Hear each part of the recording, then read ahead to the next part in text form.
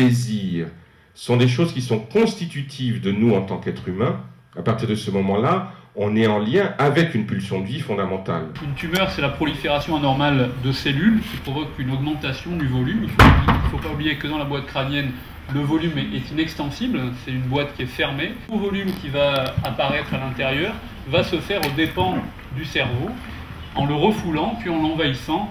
Puis, du fait de ce refoulement, vont apparaître des troubles neurologiques.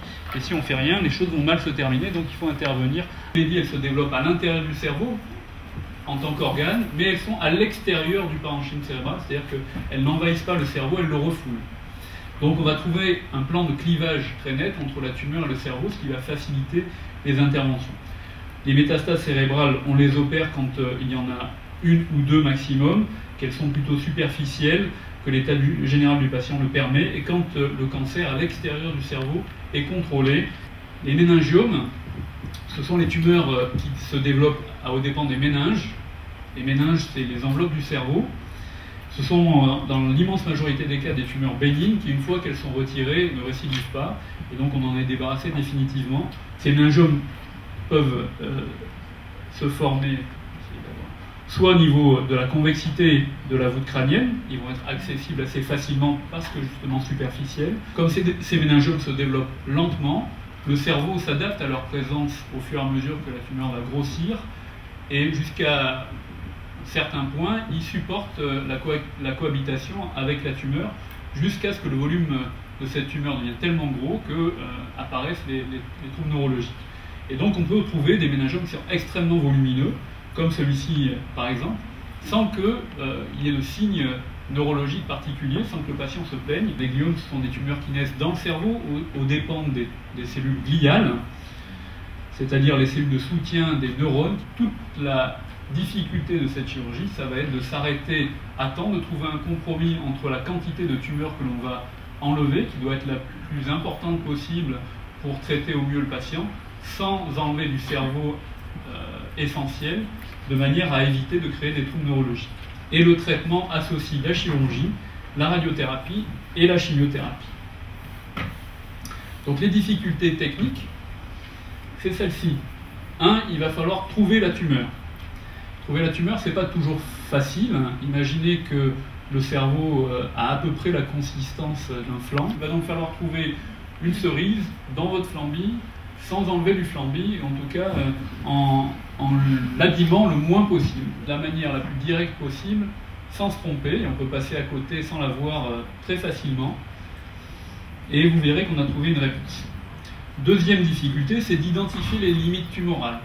Ça, c'est facile quand la tumeur est bien délimitée par rapport au cerveau, comme dans une métastase ou dans un méningiome, et c'est beaucoup plus compliqué dans le cas d'un gliome ou d'autres lésions qui sont infiltrantes. Dans le cerveau, l'idée préconçue qui traîne dans les esprits, qui est de dire on se sert que de 25% du cerveau. C'est faux. On se sert de l'intégralité de notre cerveau. Mais il y a des choses qui sont essentielles à notre fonctionnement quotidien, et puis des choses qui sont beaucoup plus élaborées, dont on se sert moins souvent, ou qui sont plus accessoires dans notre vie quotidienne. Quand je vais parler au cours de cet exposé de zones cérébrales fonctionnelles, j'entends par là les zones cérébrales fonctionnelles essentielles, celles qui servent à bouger, à parler, à voir, trouver la tumeur, ou, pour parler crûment, trouver la cerise au milieu du pot de flambie. Pour ça, on a développé un système qui s'appelle la neuronavigation, qui fonctionne exactement comme le GPS que vous avez dans vos voitures, avec un système de cartes préenregistré et un système de localisation. On va rentrer la localisation de nos instruments. Ils vont être suivis ou traqués tout au long de l'intervention par des caméras qui font l'office des satellites pour votre voiture, et on va pouvoir, tout au long de l'intervention, retrouver la position de nos instruments dans le cerveau à partir des cartes que l'on a pré-entrées dans nos logiciels. On va donc, par exemple pour une métastase cérébrale, trouver ou déterminer sur notre examen préopératoire volumique la trajectoire la plus directe et la plus sûre pour atteindre notre tumeur. On va représenter cette trajectoire par cette petite ligne que vous voyez là. Et ensuite, pendant l'intervention, on a un instrument qui est un pointeur qui nous permet à chaque instant de redéterminer à l'intérieur de notre cerveau. On a trouvé cette métastase qui est ici, et on peut déterminer en pointant où se trouve la pointe de notre pointeur en temps réel pendant l'intervention, identifier les limites tumorales. On voit dans le cerveau en 3D la tumeur qui apparaît relativement bien limitée. Donc on peut se servir de la neuronavigation pour ça. Et le problème de la neuronavigation se heurte au problème du déplacement des structures cérébrales en cours d'intervention. Vous avez une carte avec la tumeur, le cerveau, et quand vous allez commencer à retirer la tumeur, le cerveau, au fur et à mesure que vous retirez cette boule qui est au milieu, va s'affaisser progressivement, une perte de liquide, le temps passe, les choses se dessèchent, le cerveau va s'affaisser petit à petit. Et finalement, cette carte en 3 dimensions que vous avez fait avant l'opération, elle est obsolète. Et l'échographie ne donne pas toujours des images très faciles à interpréter. Et le must, c'est ça, c'est l'IRM pendant l'opération ou dans la salle d'opération, à côté ou dans la salle d'à côté, vous avez une IRM. On va faire glisser la table d'opération jusqu'à l'IRM ou on va amener l'IRM jusqu'à la table et on va pouvoir faire un contrôle pendant l'opération. Et donc par exemple ici, vous avez le champ opératoire en lumière blanche. On éclaire en ultraviolet et on voit que dans le champ opératoire, ici, on recontrôle après l'avoir enlevé et effectivement il n'y a plus de fluorescence. Donc on a tout enlevé. Et en France, il y a 2 centres aussi qui utilisent cette technique et il y a tout un programme de mise en place de cette nouvelle technique qui est en cours d'élaboration de manière à ce qu'on puisse développer aussi chez nous ce genre d'approche qui est très utile. Ici, c'est le lobe frontal, là c'est le lobe pariétal, le lobe temporal, le lobe occipital. Et puis ce qu'il faut considérer, c'est que, certes, ce qui est important, c'est les zones au niveau du cortex, c'est-à-dire l'enveloppe, la surface du cerveau, mais aussi il faut considérer les fibres. Les fibres, c'est les câbles qui partent de ces centres et qui vont communiquer avec d'autres zones, voire communiquer avec les muscles. Ça ne sert à rien de conserver la surface si on atteint les fibres. Ça ne sert à rien de conserver une centrale électrique si vous coupez tous les câbles qui en sortent. Pour faire des tests sur le langage, il faut que le patient participe, donc qu'il soit réveillé pendant l'opération.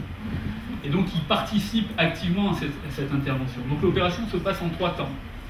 Un temps où on va ouvrir des structures douloureuses comme la peau, le crâne, et ça se fait sous anesthésie générale. Puis on va réveiller le patient, et une fois que le patient est réveillé, on va faire ces tests pour localiser sur le cerveau les zones qui sont impliquées dans le langage, et on va enlever cette tumeur au fur et à mesure, tout en continuant à faire ces tests. Il est parfaitement conscient qu'il œuvre lui aussi au traitement de sa tumeur. Et au fur et à mesure qu'il fait ces tests pendant l'intervention, en cours d'intervention, le chirurgien qui est juste de l'autre côté des champs, et on va y arriver, est en train d'opérer son cerveau et de réséquer, donc d'enlever de la tumeur en aspirant progressivement. Le développement de logiciels et d'ordinateurs portables que l'on va confier aux patients avec un logiciel de rééducation orthophonique adapté qui va permettre, en complément des consultations d'orthophonie, d'accélérer la rééducation du langage.